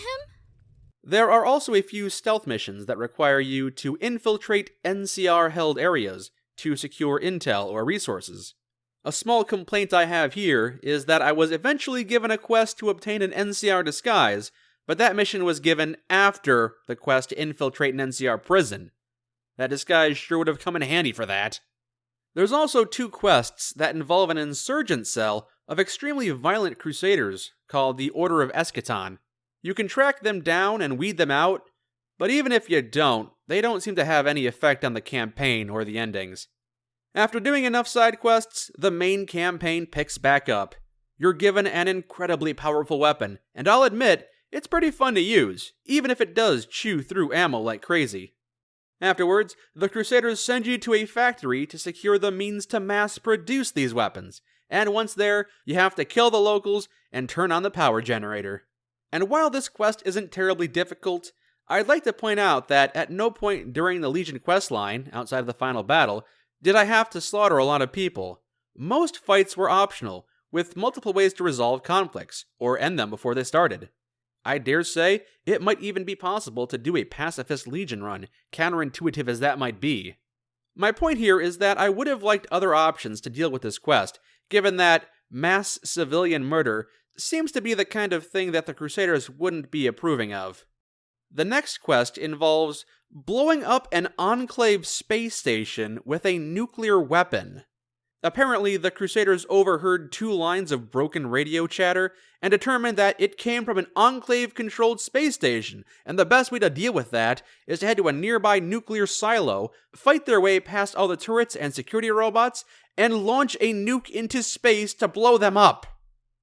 It's a ridiculous mission that comes out of nowhere and makes basically no narrative sense. But it's got some fun moments and doesn't drag on terribly long. This is the most ridiculous the Crusader questline gets, but it comes back down to earth after that and stays grounded for the rest of the campaign. There's one last mission to do before the final conflict. One of the Crusader women has collapsed into a coma due to a malfunctioning brain implant. There are 3 possibilities to save her: either convince an NCR doctor, or reprogram a robot, or operate on her yourself if your medical skill is high enough.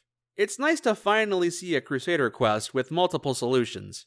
Once you've saved her life, or killed her by way of medical malpractice, it's time to talk to the Domina and begin the assault against the NCR Exiles and Northern Legion. Or maybe not. The Crusaders actually have 2 possible endings. One where they eradicate both the Legion and NCR as planned, and one where they put aside their long-standing misgivings with the NCR to team up and take down the Legion together. This second option is only available if you've been talking to the Domina throughout the campaign and convinced her that the NCR isn't as bad as she thinks. You can point to the town of Goose Hollow as an example, where the NCR has built a school and a clinic to aid the locals. Her disposition is further softened if you recruited the NCR doctor to heal the comatose Crusader woman. I really do enjoy it when a campaign gives you more than one ending, but this one is admittedly fairly simplistic. Given that the campaign has already introduced an internal schism, I would have liked to see the Order of Eschaton sabotaging peace talks or causing a rebellion if you fail to deal with them. Anyway, the Crusader ending where you make peace with the NCR is the better ending. Not just because it's thematically great to see these 2 factions unite for the good of the people, but also because it feels like this ending has a bit more effort put into it.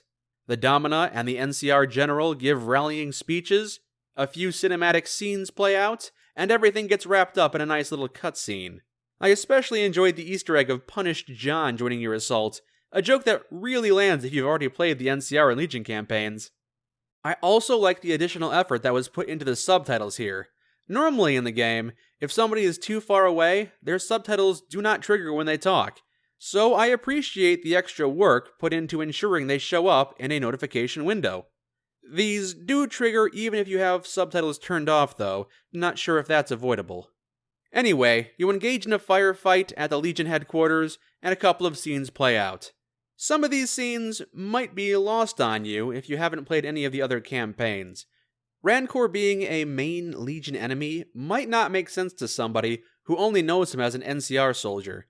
And if you've never done any of the NCR quests, you might not know who this prisoner is or her significance to the story. But overall, this was an appropriate ending to an enjoyable campaign. The other ending, the one where peace with the NCR isn't established, is less polished. There are no rallying battle cries, no special objectives, no villainous monologues, and no final word of congratulations once the battle is over. You are simply given the task by the Domina to attack the NCR and Legion bases. Once their respective leaders are dead, the final slideshow triggers. The end. Overall, I would assess that the Crusader questline doesn't quite match up to the Legion campaign, and the relatively linear and simplistic quests don't give enough opportunity for roleplay. While the Northern Legion felt to me like a proper Fallout New Vegas campaign, the Crusader campaign felt closer to a campaign from Fallout 4. It's still an enjoyable adventure, filled with solid voice work, great characters, and fun moments, including the small cutscenes which give it a bit of additional flourish, but it lacks the depth and polish that would elevate it to what it has the potential to be. I used to be Brotherhood. I fought on the fields of Helios 1. I understand how that pain can haunt you, control you. But I've learned it's not worth holding on to, that it's only poison, that the only person it hurts is you. And with both the Northern Legion and Crusaders finished, I suppose it's time. Time to talk about the NCR Exiles questline.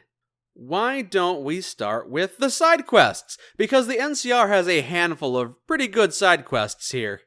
The majority are fairly straightforward, such as clearing out a slaver camp, finding a missing person, the usual. But there are a few quests that stand out. Much like how some of the Northern Legion side quests highlight an internal conflict growing within the faction itself, some of the NCR Exiles quests feature the struggles they're having with the locals. The quest Dreaming of Brighttown involves going to a destroyed local settlement and seeing how the NCR is responsible for its demise. It's not a terribly complex quest, but it does showcase how the NCR's presence is negatively affecting the people of the frontier. And this quest technically does have multiple endings depending on your dialogue choices and skill checks. The history of this settlement is also heavily intertwined with the backstory and personal quest of the Hanged Man companion if you recruited him, giving you an additional perspective as to how the NCR's failures have hurt not just the innocent civilians, but the NCR soldiers themselves. There are a few other quests that feature the strained relationship the NCR has with the locals. Signal Interrupted has you investigating damaged radio equipment, which eventually leads you to the Saboteur, whom you can arrest, release, or execute.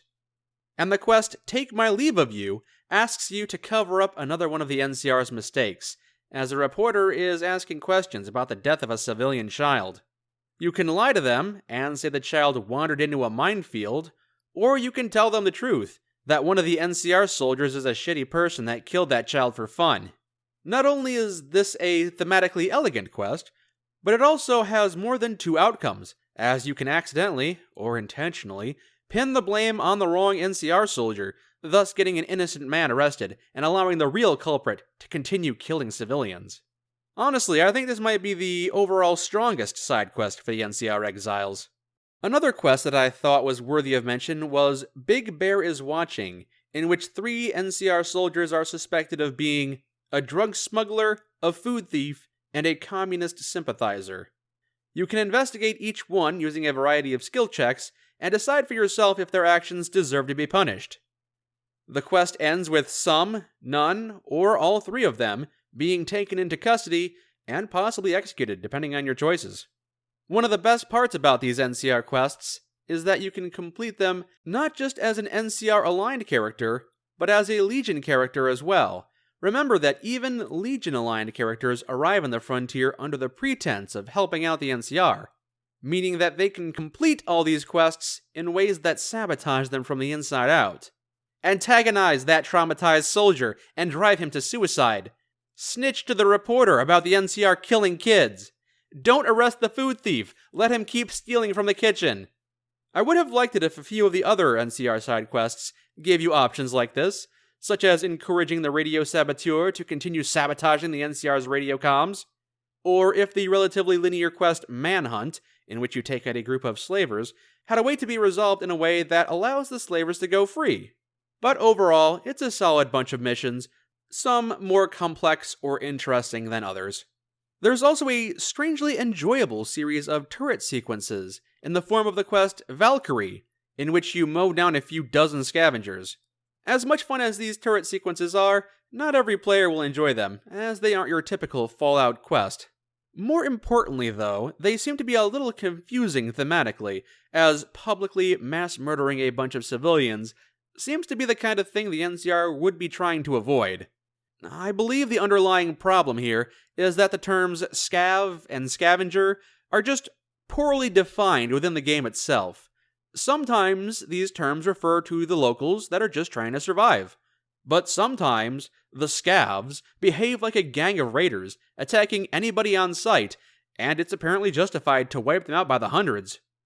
This is an issue not just for NCR players, but Legion and Crusader players as well, as you can never be quite sure if that group of scavs in the distance will have a quest for you, or if they'll start shooting at you, screaming about stealing your footwear. And with the NCR Exiles side quests covered, it's finally time to talk about the NCR Exiles main quest line. Here we go. The NCR Exiles main campaign is not like the campaigns of the Northern Legion and the Crusaders. It is divided into 5 separate story arcs, and each arc has a largely different feel to it. If the Northern Legion campaign felt like playing Fallout New Vegas, and the Crusader questline felt like playing a faction from Fallout 4, here is what the respective acts within the NCR storyline feel like playing. Act 1 feels like playing a Call of Duty or Battlefield game. It's a fairly generic military shooter experience, linear from point A to point B. Act 2 actually does feel a bit like a Fallout game. Act 3 is the unholy love child of the Mothership Zeta DLC and Wolfenstein New Order. We'll have to break that down when we get to it. Act 4 feels like you're playing a game such as Silent Hill, if Silent Hill were awful and beaten with a hammer. And Act 5 feels like, I don't know, Apache Air Assault? So yeah, that's a lot of different game genres being slapped together, and most of them, notably, are not Fallout. Slapped together is also how one might describe the narrative of the game, as the story generally lacks focus, a consistent tone, or an overarching theme. On a technical level, this campaign is pretty astounding, and the voice acting continues to be top-notch all the way through. But the general consensus is that the gameplay, the writing, and the quest design are all pretty terrible. While some might describe it as being irredeemably bad from start to finish, I believe there's still a few good quests, some quality moments, and a couple of uniquely fun ideas. What we can all agree on, though, is that it's a very long campaign. Before starting the NCR campaign proper, a soldier offers to tell you about the Exiles' split from the main NCR faction, which happened after the battle against the Brotherhood at Helios 1. Agreeing to hear his story is completely optional, but if you accept, you aren't just given an exposition dump or impenetrable wall of text. Instead, the story is told via a 10-minute cutscene, punctuated by an actual combat sequence where you play as that soldier in a flashback. Now, some might find an experience like this jarring, as cutscenes and playing from another character's point of view are not the norm for Fallout. I'm a bit more lenient about it though, as it's both completely optional and serves as an engaging way to introduce the faction and a few of the characters in it. The voice acting is mostly strong, and the actor for General Oliver gets it pretty close to the original voice. I'm sorry, Elias, but you should be proud. Who would have thought a bunch of ragtag group of conscripts would become such an effective fighting force? But I won't deny that the writing here is quite hacky, a recurring problem that lasts the entirety of all 5 acts. In fact, this first optional quest does a pretty good job of setting the overall tone for the rest of the NCR Exiles campaign. A jarring, oftentimes nonsensical experience that is technically proficient, but fails to capture the essence of Fallout. After story time, you arrive at the NCR Exiles headquarters, where you are immediately given free rein to do as you please. You can walk around, talk to the soldiers, and start doing side quests immediately. One thing I enjoyed about the generic NCR soldiers, and this applies to the generic Legion soldiers as well, is that some of their generic dialogue changes, depending on the things you've said and done. It's a small but noticeable thing that adds a bit more flavor to the area.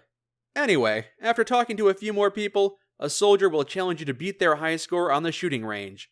This is another optional mission, but it's pretty fun, and it's impressive to see actual functioning pop-up targets.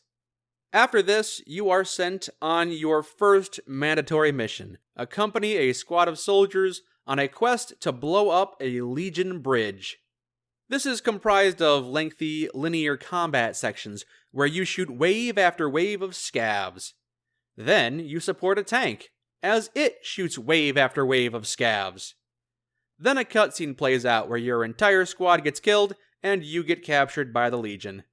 After a quick torture session, you get marched up a tower and put on a crucifix to be made an example of.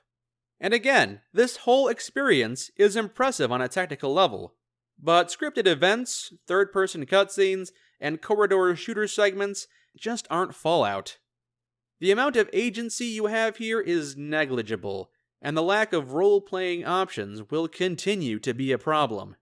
This foray into the genre of military shooter isn't done yet though, as you now take control of one of the members of Wolfpack to go rescue yourself from the Legion.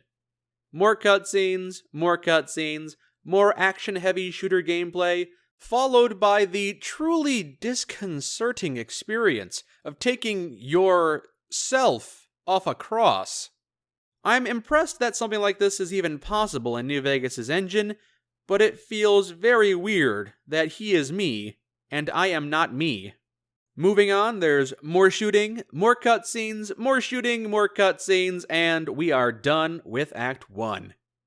You then awaken in an NCR Exiles hospital, back in your own body. After talking to the faction leader, General Blackthorn, you learn that they sustained heavy losses in their efforts to rescue you. They lost many good soldiers, including the entirety of Wolfpack. When asked why he would sacrifice so much to rescue one person, he responds that it is because you are the legendary Courier of the Mojave. This is bafflingly stupid for two very obvious reasons. The first is that he's treating you like an NCR hero of legend, regardless of the actual character you're playing as. Sure, you could be playing a level 50 badass that's been single-handedly solving all of the NCR's problems for them back in the Mojave. Or you could be playing as a brand new player whose only noteworthy achievement is surviving a single gunshot to the head. Or you could be like me, and you're bringing in a high-level Legion character who has completed every single Legion quest in the base game and is completely vilified by the NCR. None of that matters, as General Blackthorn will always treat you like a venerated war hero / mythical demigod.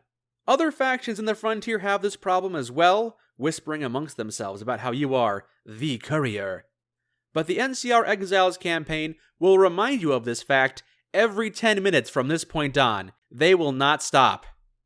The second reason why it's ridiculous that General Blackthorn would sacrifice all of his troops in pursuit of a key war resource is because his distaste for such actions is the entire reason he defected from the NCR in the first place.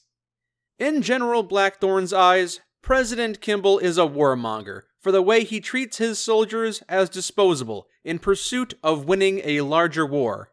And now, General Blackthorn is doing the exact same thing against the Legion and the Frontier. And sometimes the soldiers under his command will address this hypocrisy by saying things like, "Yeah, the irony isn't lost on me. Oh well." But just because some of the characters acknowledge that it makes no sense, doesn't forgive it for not making sense. It's a shame, because this could have been a good opportunity for General Blackthorn to maybe have some self-reflection and acknowledge that what he's doing is the same thing he previously judged President Kimball for, and that maybe the war he once thought was unjustifiable might actually be so. There's a lot of room for gray morality. But no. Instead, he doubles down on his belief that President Kimball is an evil warmonger, one that cannot be allowed to remain in power, and General Blackthorn has just the tool he needs to depose him. A new mobile warship that he plans to use to overthrow President Kimball in an illegal coup d'etat. But before you can point out everything wrong with his awful plan, you are informed of a pending attack by a scav group, so it's time for more mass murder of the local population. This leads to another linear shooting mission, but things are a little different this time, as you get to do it from inside a tank. Whether or not you think this mission is fun or frustrating is personal preference, but I think we can all agree that it's more non-standard gameplay that isn't representative of a typical Fallout experience. Your reward for this mission is that you get your own personal tank, but we've already discussed the problems with vehicles in the Frontier. Anyway, this mission ends with a mysterious orbital laser raining down from the sky and causing massive damage to everything it touches.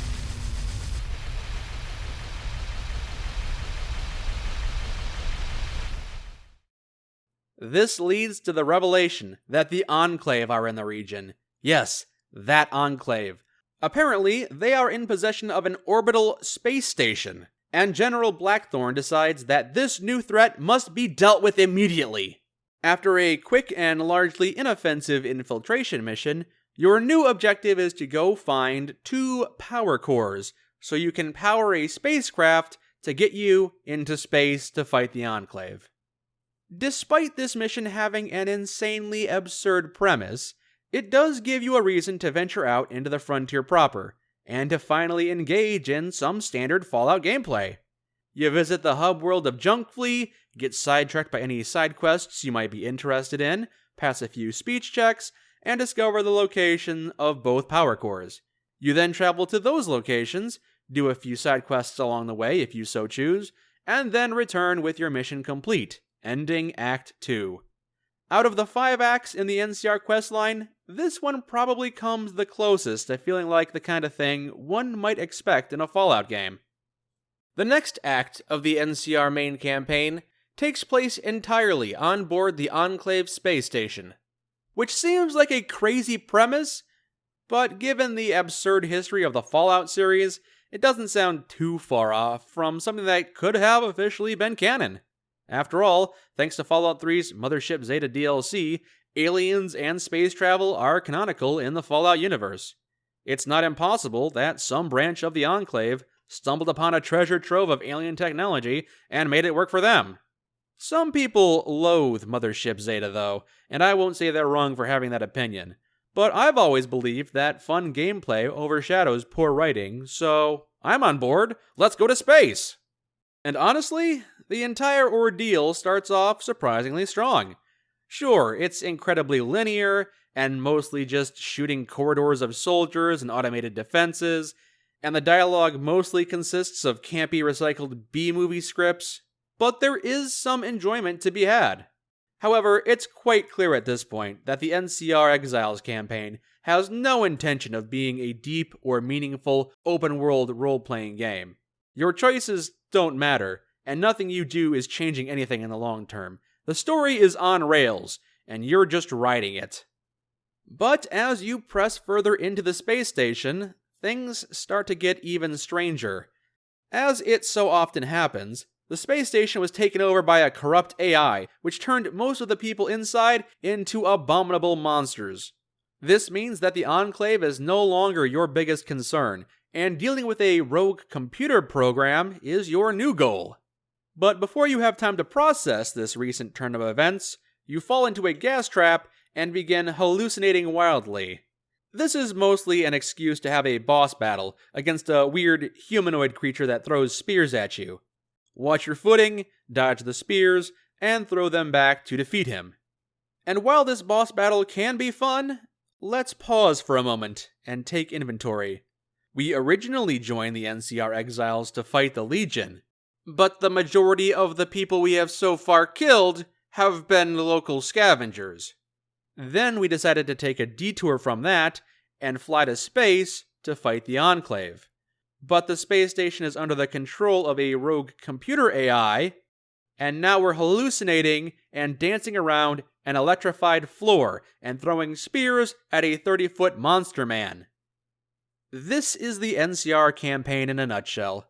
Unfocused and absurd.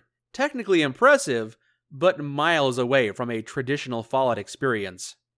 After defeating the hallucination, you and your fire team are captured by a creepy German doctor who tells you that he is going to kill one of your companions, and he's going to make you choose which one. Given that the scene is taken word for word from a completely different video game, it would be perfectly fair to describe this part as being intellectually bankrupt. But this does mark the first time in the entire NCR campaign where it feels like you have some agency. Whichever companion you choose here is gone for good, which finally means that not every player's experience is going to be identical. A few more moments like this, and we might have an actual role-playing game on our hands. The rest of Act 3 continues to be absolutely nonsensical, and filled with atypical Fallout gameplay. There's a low-gravity platforming section, a few turret sections,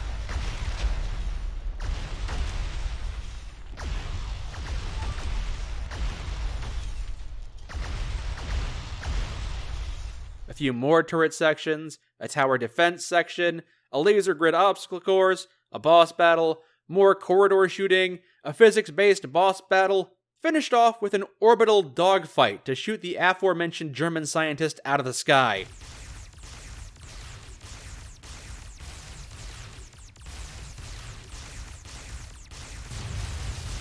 Whether or not any of these moments fits your definition of fun is subjective, but the general reception for most players has been largely negative. The game continues to be impressive on a technical level, but also continues to be a shallow experience for those who desire an open-world, post-apocalyptic role-playing adventure. There are faint glimmers of hope, though. There's the odd skill check here and there, and your actions on the station ultimately do determine who survives the ordeal.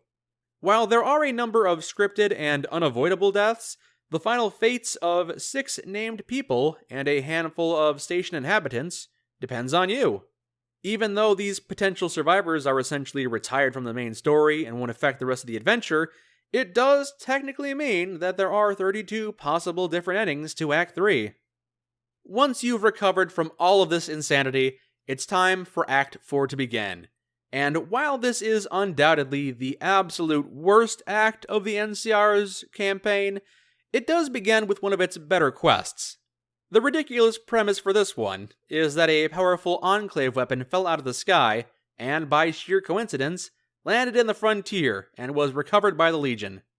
That means that your next mission is to infiltrate the Legion main base and recover this weapon. You are encouraged to treat this like a stealth mission, putting on a disguise, talking your way past guards, pickpocketing keys. But if you want, you can grab a few companions, some powerful weapons, and just storm the place. That's totally fine. It might not make narrative sense, but it can be fun. If you do decide to try the sneaky approach, though, you're rewarded with an encounter with Private John, and that's always a fun time. Wait, maybe if I play dead, they'll think you killed me. Oh, no, I've been fatally wounded. Oh no, this is the end for me. May death carry me away from this wretched earth. You can free him from captivity, which makes all the Legion hostile and ruins your stealth mission, or you can kill him to keep your disguise intact. Alternatively, you can completely ignore him, and instead use a stealth boy to climb a fallen tree and sneak around a guard's checkpoint. Regardless of how you gain entry to the central part of the base, you'll find out that the weapon you need is behind a locked door, and only Legate Valerius has the key. You can either sneak your way up to his office and kill him there for it, or wait to ambush him down in the dungeons. However you decide to deal with him, once he's dead and you've got the key, it's time to go. So grab the weapon, hop in a vehicle, and drive back to base to complete this quest. Ultimately, it's a pretty good quest. The premise may have been stupid, and the writing might be substandard, but giving the player multiple ways to solve a problem is something that has been sorely missing from the rest of the campaign. Unfortunately, the next quest is as bad as it gets. In short, it's a 3-hour hallucination sequence filled with the most condescending writing and broken mechanics. Any positive things I have to say here are subsumed by the experience as a whole. The apparitions constantly berate you and lecture you about how much of a monster you are, and how all the death and suffering in the frontier is your fault, and how you should feel bad because you're a bad person. It's an endless parade of low-budget horror tricks and melee combat. At one point, you're tasked with navigating 2 mazes in near-complete darkness, and it sucks. You'll find the ghost of Benny, who lambasts you about your actions in Hopeville, even if you've never dealt with Benny, or even touched the Lonesome Road DLC. This whole mess is brought to a conclusion by a truly awful combat sequence against the final boss. There is nothing good to say here. The writing is bad, the dialogue is bad, the gameplay is bad, and it all goes on for far too long. Even the usual compliment of, "It's at least impressive on a technical level," doesn't work here, because so many of the mechanics are annoying, or unnecessary, or just completely broken. Yes, some of the cutscenes with Shadow Man are impressive. Yes, the Hermit Crab boss looks cool. And yes, some of the special effects are intriguing. But this is undoubtedly one of the worst missions in any game or mod I have ever had the misfortune of playing. I don't normally speak this harshly about anything, but it is not fun. If you somehow have the stamina and fortitude to complete this nightmare sequence, then congratulations, you are in the final stretch of the journey. But before the credits roll, it's time to deal with the Crusaders. They've taken control of a pre-war nuclear weapon, and they cannot be allowed to use it. You'll either need to talk them down, or kill them to eliminate the threat. But don't worry, you won't be going in alone for this mission. Tiberius Rancor will be joining you. I am sure he won't backstab you, there's nothing to worry about. Oh, whoops. Looks like he just killed all the Crusaders, stole the weapon for himself, and used it to nuke an NCR city that General Blackthorn was visiting. Can you believe it? Rancor was a bad guy. He double-crossed you and is instead working for the Legion. Except, not really. He triple-crossed the Legion and is actually working for the NCR back in the Mojave. Except, not really. He quadruple-crossed the NCR and is actually a power-hungry, self-obsessed lunatic who wants to rule the world. What can I say? More bad writing and more linear corridor shooting. The only good things about this mission are that some of the cutscenes look good and the voice acting stays consistently strong. And, depending on your actions, a handful of Crusaders can survive, meaning that not every player will have the exact same experience. Act 4 concludes with yet another twist, as a few NCR soldiers from the Mojave heard you were attempting to overthrow their government, and now they're here to kill you. So it's time for a vertibird dogfight. It's lame.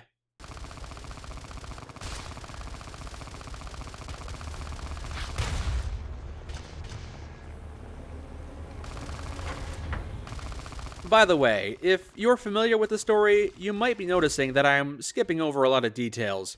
That's because most of it doesn't matter. The plot of the NCR campaign only serves to set up the set pieces. Why did the Scavs launch a massive vehicular attack on the NCR base? So we can have a tank battle. Why does the Enclave have a space station? Why are they firing a blue laser down onto Earth? So we can go to space and do neat space things. Why does the Northern Legion have control of a vault full of gas? So we can have a 3-hour hallucination sequence. The reason why the writing is so consistently bad is because it only exists to justify the gameplay. Anyway, with Blackthorn dead and Rancor a known traitor, it's time to get in a vertibird and fly to his location for the final confrontation. Except, not just yet. Before you get revenge on Rancor, you need to investigate the site of the nuclear detonation. Why? Because General Blackthorn might still be alive. Surprise, he is! But then Rancor shows up and kills him again. Then you fall out of the vertibird. But you survive and you're totally fine. Hey look, it's a field of ghosts. Oh, now the ghosts are red. Oh look, it's a white wolf. Just kidding, the white wolf is actually a ghost too. You find a nearby radio tower, call for a rescue, which arrives fairly quickly. And now, with Blackthorn dead and Rancor a known traitor, it's time to get in a vertibird and fly to his location for the final confrontation. That mission served no narrative purpose. If it had been cut entirely, the story would have been exactly the same. Again, the only reason this mission exists is to lead you through a series of set pieces. And while the nuked city is indeed a feast for the eyes, and the underground bunker that got hit is also a pretty cool location, none of this was necessary. Anyway, remember that mobile warship that was mentioned in Act 2 that Blackthorn was going to use to overthrow President Kimball? Well, Rancor and the NCR Exiles have control of it now, so it's time for another aerial battle in the vertibird.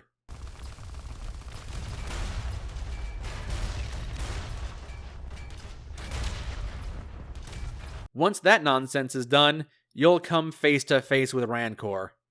He tells everyone that you are the traitor that launched the nuke, and you've got a few options to push back and try to sway public opinion. What follows next is actually one of the best moments in the entire NCR campaign. Depending on what you've done and who you've helped along the journey, a lot of people can defect to your side. If you completed a bunch of NCR side quests, then their respective quest givers join you. All of those people that could have died at the Enclave space base, they'll join you too. Even Private John backs you up if you saved him from the Legion back in Act 4. Each person you persuade gives you a bonus effect in the final battle. Some will provide covering fire, and others will give you medical supplies. Some will give you aerial support, and Private John... Watch out, courier! I'm about to make short work of these fools! Where did you find it? Do you even know how to use that thing? I've been secretly taking this Titan out on joyrides when no one was around! Just watch what I can do with it! Overall, this scene is a standout moment, as the things you've done and the allies you've made lead to a gunfight that is tailored uniquely to you.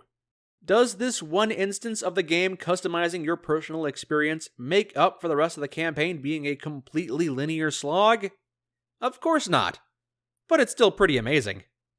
We then have yet another vertibird battle, and this one's pretty bad too, as you need to dodge the blue glowing death beam as you shoot Rancor out of the sky. Once that's over, you can confront him on the ground and engage him in intense one-on-one combat. Alternatively, if you built a highly specialized character build, you can convince him not to fight you. If you have the Wacky Wasteland perk, you can challenge him to a game of Caravan. An epic card game to the death it is.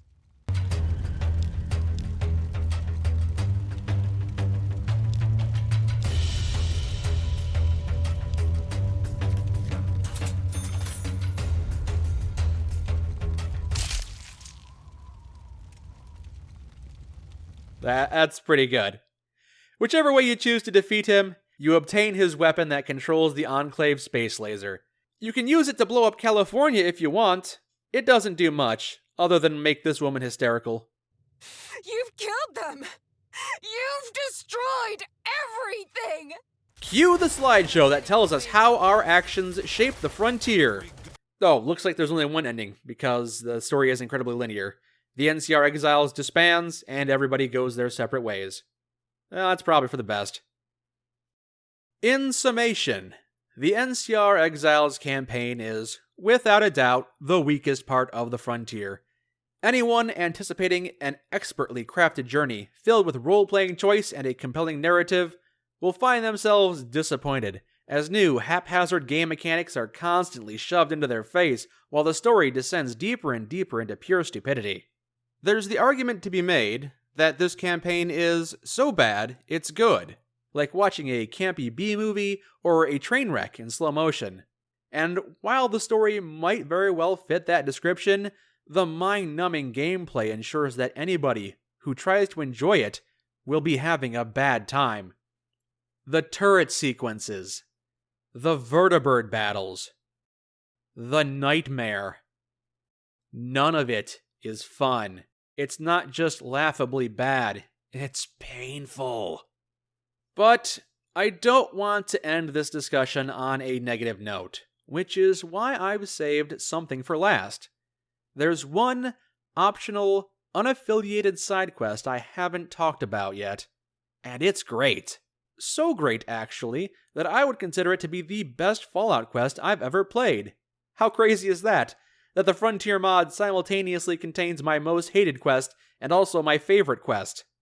Even calling this bit of content a side quest is underselling it, as it is close to 2 to 3 hours long. In some ways, it is the complete antithesis of the NCR Exiles campaign. There's very little combat. Most of the gameplay is simply talking to people. And it's not a grand odyssey that takes you to visually stunning places. In fact, the entire quest mostly takes place inside a single building. You have been captured by a group of slavers who are forcing their enslaved victims to fight to the death in a grand blood tournament. What do? Do you look for a way to escape? That's going to be difficult, as all the doors are locked and you've got a bomb collar on your neck that'll detonate. Do you try to win the blood tournament and earn your freedom? Well, you'll need to seek out your slave opponent's weaknesses and exploit them. Do you try to cozy up to the guards and get their assistance? Most of them aren't interested in helping a slave, so you'll have to be pretty persuasive. Depending on what your goals are, what you choose to do, what your skills are, and who you impress, your story can vary wildly from other players, resulting in a uniquely customized, story-driven experience. I love it. I won't say it's for everyone, however. as some players might get bored by the emphasis on conversations, and some might consider the premise to be too close to Fallout 3's The Pit DLC. And I'll even admit that some of the possible paths are pretty obscure. But the writing here is still some of the best I've ever seen, and the options for role-playing are so vast that even after a half dozen playthroughs, you still won't have seen everything. Every character is hiding something. Every character can help you out in some way. Whether or not you're able to find these things entirely depends on you. Unsafe Harbor is the highlight of the frontier. If you have ethics weighing you down, you won't get much farther than the dog kennel. They're smelling and salivating over your moral restraints. Now, some might think it's insane to spend so much time scrutinizing a fan-made mod for a 10-year-old Fallout game. And truthfully, it's not the kind of thing I tend to do. But I made an exception here because the Frontier is, itself, exceptional. It's the culmination of many years of hard work and tireless collaboration. Contributors to the project have come and gone, each one growing it a little bit more and leaving their own mark. It's a celebration by die-hard fans, each attempting to recreate things that they personally love about the series. Fun quests, intricate stories, explorable dungeons, a hauntingly beautiful open world, awe-inspiring moments of spectacle. It's also an opportunity to try new things to varying degrees of success. There are so many good things to enjoy here: custom weapons, custom armors, novel enemies, meaningful conflicts and struggles, well-crafted level design, high-quality voice acting, and it is just a shame when these things don't come together and the overall experience leaves the player feeling awful. But the real kicker here is that the bar for success is so low. Fallout 4 and Fallout 76 are widely regarded as dumbed-down looter shooters, shallow role-playing experiences that sacrificed strong writing and quest design for improved gunplay and base building. The Fallout community is starved for a role-playing experience that rivals the high standard for quality set by Fallout New Vegas, and the Frontier has all the ingredients to make it happen. The development team behind this mod is currently working on a rework. They haven't given up on this project yet, and I believe that given enough time and talent, this mod can truly rival some of the official offerings we're given.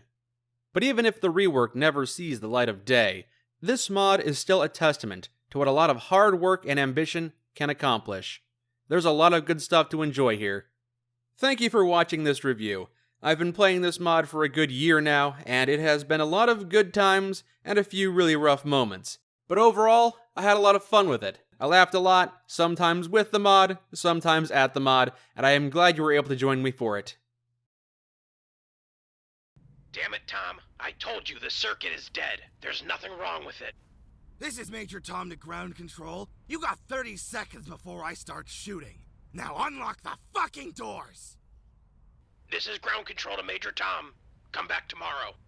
This is Major Tom to ground control. I'm blasting through the door.